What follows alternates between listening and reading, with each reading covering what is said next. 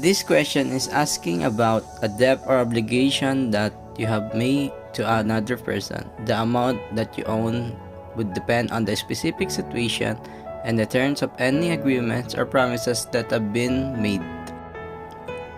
Often, the giver does not impose utang na loob on someone who receives help. In the Philippines, we value bayanihan, malasakit, and pakikiramay. So helping people is natural to us. This is a person who receives help who acknowledge utang na loob. It is therefore not a contractual obligation because a contract is a meeting of two minds. Even as a giver expects the return of a favor someday, there's no obligation nor indicator how much will be returned. It is often the case that it's not the giver but the community that expect you to return the favor.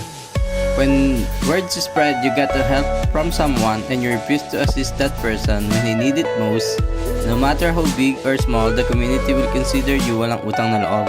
However, its application isn't the same for everyone. For this reason, it can be wrongly used and abused, and let me explain. To some Filipino families, parents deem that children must acknowledge utang na loob for being brought in this world. A few considering sending their children to school as insurance policy for old age. In some families, the father stops working when the eldest child graduates from college. The burden of sending the other children to school is passed on the eldest child. Every child must take care of their parents in their old age. Often, the unmarried ones have to take the responsibility to escape from responsibility once get to married. Some Filipino parents tell their children of this obligation. However, there are growing numbers of Filipino who think that this is not a good practice. Children do not have to take care of their parents to return the favor received. The relationship between parents and children must be based on love for each other, not obligation to return the favor received. Now, returning a favor, even if not imposed, people consider it their obligation to return any help. The return of favor is sometimes even more significant than what was received. Mario's son was awarded a scholarship because of the mayor's recommendation.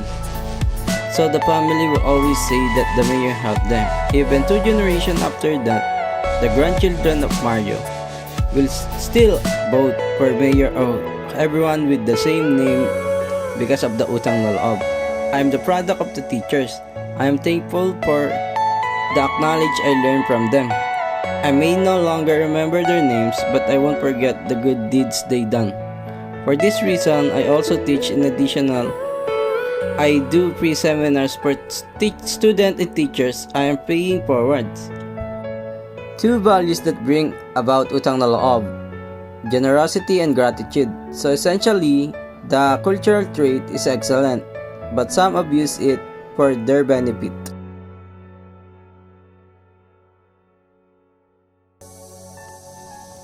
One of the examples of debt of gratitude viral case issue of John Paul Solanga, also known as H2WO, a professional Mobile Legend player. Next play, Evo, veteran jungler H2WO, posts a screenshot of his private conversation with his mother discussing financial matter after a TikTok live indicate that the player mom was claiming that the pro player is being brainwashed to hit her went viral.